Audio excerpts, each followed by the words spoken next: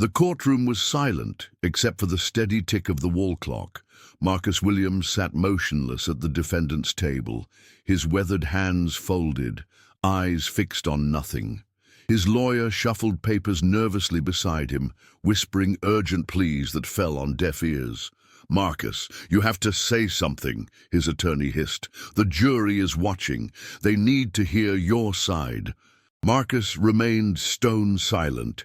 3 days of testimony had painted him as a monster. 3 days of witnesses claiming he'd stolen their life savings through fraudulent investment schemes. 3 days of evidence that seemed ironclad. But Marcus said nothing. Welcome to Grateful Stories, where ordinary people find themselves in extraordinary circumstances, and where the truth has a way of revealing itself when we least expect it. Today we explore a case that shocked an entire community and reminded us that sometimes justice wears the most unexpected face. Let's uncover what really happened in that courtroom and why one man's silence spoke louder than any words ever could. Marcus Williams had spent 42 years building his reputation in the small town of Millbrook. As a financial advisor, he'd helped hundreds of families secure their futures. Young couples buying their first homes, parents saving for college funds, retirees planning their golden years. Marcus treated every client's money like his own family's legacy. He lived modestly in the same 2-bedroom house he'd inherited from his parents. His car was 15 years old. His clothes came from discount stores, but Marcus never minded. Watching his clients achieve their dreams was payment enough. The elderly widow who could afford her medications, the single mother who finally bought a house, the disabled veteran who secured his family's future. These were Marcus's true rewards. Everything changed when Hamilton Financial came to town. The corporate giant promised higher returns and flashier presentations. One by one, Marcus watched his clients leave. His small practice dwindled, but he continued serving those who remained with the same dedication he'd always shown. Then came the accusations. Mrs. Henderson claimed Marcus had stolen her retirement fund. The Johnsons accused him of embezzling their son's college savings. The Patels said he'd vanished with their life insurance payouts. Account statements showed massive withdrawals. Money had disappeared. All evidence pointed to Marcus. The police arrested him on a Tuesday morning. His neighbors watched through curtained windows as handcuffs clicked around his wrists. The local newspaper ran the story on the front page. The man who'd helped build their community's financial security had allegedly destroyed it. During the entire investigation, Marcus never defended himself. He never explained. He never protested his innocence. His silence baffled everyone. Why wouldn't an innocent man fight back? The trial began on a rainy Monday in October. The prosecution presented their case with devastating efficiency, bank records showing suspicious transfers, client testimonies describing betrayal and financial ruin, expert witnesses explaining complex money trails that all led back to Marcus. His defense attorney, Robert Chen, struggled against the mountain of evidence. "Ladies and gentlemen of the jury," Chen argued, "something doesn't add up here. Why would a man who lived so modestly suddenly steal millions? Why would someone who spent decades building trust throw it all away?" But without Marcus's cooperation, Chen had little to work with. No alternative theory, no explanation for the missing money. No defense, except character witnesses who spoke of the Marcus they once knew. Mrs. Rodriguez testified about how Marcus had helped her start her restaurant. "He never asked for anything extra," she said through tears. "When my husband died, Marcus restructured our loans so I could keep the business. He saved our family." Tom Bradley, the local mechanic, told the jury how Marcus had co-signed his mortgage when the banks refused. "Nobody else would take that risk," Tom said. "Marcus believed in me when I didn't believe in myself." Testimony after testimony painted Marcus as a generous, selfless man, but the evidence remained damning. Money was missing. Lives were ruined. Someone had to be responsible. Throughout it all, Marcus sat silent. He never took the stand. never spoke to reporters, never even acknowledged the supporters who still believed in him. His silence became the story itself. On the third day of trial, prosecutor Janet Walsh delivered her closing argument. "The defendant's silence speaks volumes," she declared.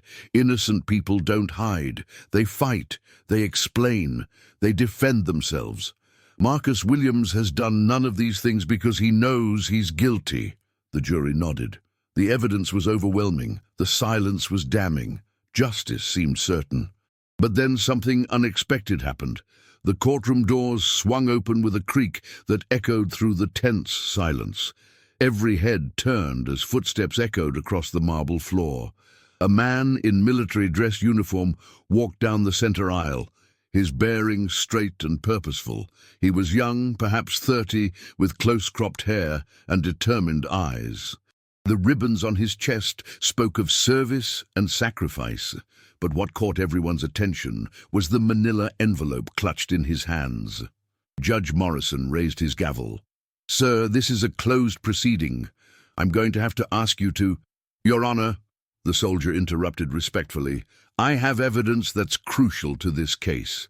Evidence that changes everything." The courtroom erupted in whispers. Prosecutor Walsh objected. Defense attorney Chen looked stunned, but Judge Morrison, perhaps sensing the gravity of the moment, allowed the soldier to approach the bench. "State your name for the record," the judge instructed. "Staff Sergeant David Patel, United States Army." The name Patel sent a ripple through the courtroom. The Patel family was among Marcus's accusers. "Your Honor," Sergeant Patel continued, "my family testified that Marcus Williams stole our life insurance money. But that's not what happened. Marcus Williams saved my life, and I can prove it." The soldier's hands trembled slightly as he opened the envelope. Inside were medical records, bank statements, and official military documents.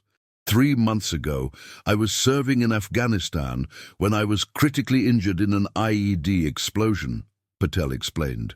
"I needed emergency surgery that wasn't covered by standard military insurance. The bills were enormous. My family was facing bankruptcy, trying to save my life." He turned toward Marcus, who was finally looking up, tears streaming down his weathered face. "Marcus Williams liquidated his own retirement account and added it to our insurance payout to cover my medical expenses. He made my parents promise never to tell anyone. He said he couldn't let a soldier die because of money when he had the power to help." The courtroom was dead silent. Sergeant Patel continued. "When I recovered enough to access my accounts, I discovered what he'd done. But by then, he'd already been arrested. My family was so traumatized by nearly losing me, so confused by the legal proceedings, they didn't understand what had really happened. They thought the money was gone because they'd never seen such large amounts before. More documents emerged from the envelope, bank transfers showing Marcus's own money being added to client accounts, not subtracted. Medical bills with Marcus Williams listed as a guarantor. Insurance settlements that were larger than expected because Marcus had quietly supplemented them with his own funds. "Mrs. Henderson needed surgery her insurance wouldn't cover," Patel continued. "Marcus added $50,000 of his own money to make sure she got the treatment.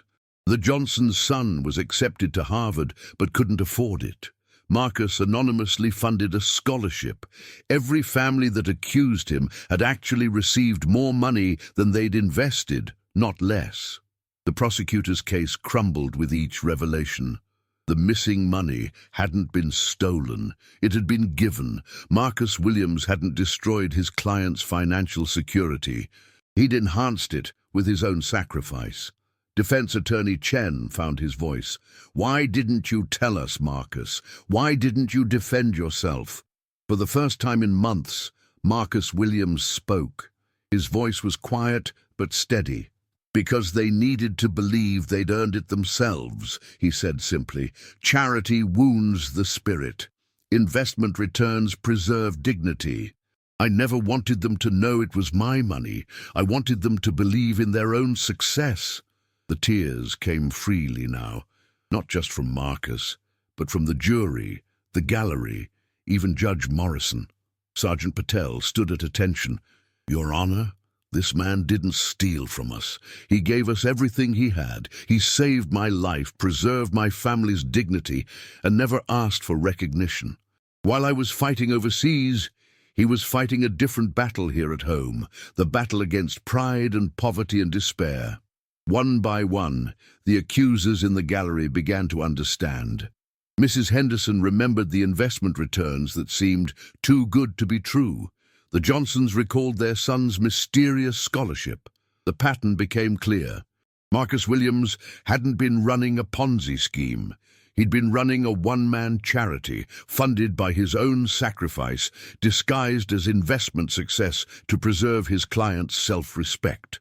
The jury deliberated for less than an hour. When they returned, the foreman stood with tears in his eyes. "Your Honor, we find the defendant not guilty on all charges." But the verdict was just the beginning. As word spread through Millbrook, the community that had ostracized Marcus Williams began to understand the depth of his sacrifice. He'd given away his retirement, his savings, his security, all while maintaining the illusion that his clients had simply made wise investments. The real criminals were eventually caught, employees at Hamilton Financial who had been skimming accounts and framing Marcus to cover their tracks. But that almost seemed secondary to the larger truth that had emerged. In the weeks that followed, something beautiful happened in Millbrook. The community that Marcus had quietly supported began supporting him. Mrs. Rodriguez organized fundraisers at her restaurant. Tom Bradley led a volunteer crew to repair Marcus's aging house. The Patels started a scholarship fund in Marcus's name. But perhaps the most moving gesture came from Sergeant David Patel himself. As he prepared to return to duty, he visited Marcus one final time. "I can never repay what you did for me," Patel said. Marcus smiled, the first genuine smile anyone had seen from him in months. "You already have, son. You served your country with honor. That's payment enough." The soldier saluted, and Marcus, though he'd never served in the military, instinctively saluted back. Two men who'd served their communities in different ways, both understanding that true service requires no recognition. As Sergeant Patel walked away, Marcus Williams stood in his doorway, watching the young man who'd saved not just his reputation, but his faith in humanity itself. Sometimes justice wears combat boots. Sometimes angels carry rifles. Sometimes the truth marches into a courtroom when we need it most. Today, Marcus Williams continues his work as a financial advisor in Millbrook. His practice is busier than ever, filled with clients who understand that trust isn't just about returns on investment, but about returns on faith in humanity. The bronze plaque outside his office, installed by grateful clients, reads simply, "Marcus Williams, Financial Advisor," because some investments can't be measured in dollars. But Marcus prefers the handwritten note tucked into his desk drawer, sent from Afghanistan by a young soldier. "Thank you for teaching me that the greatest returns come from giving everything away." In a world that often confuses silence with guilt, Marcus Williams reminds us that sometimes the quiet ones are fighting the loudest battles. Sometimes those who say nothing are saying everything. And sometimes the greatest testimony is a life lived in service to others. This has been Grateful Stories, where we discover that heroism often wears the most ordinary faces and that the most extraordinary acts of kindness happen when nobody's watching.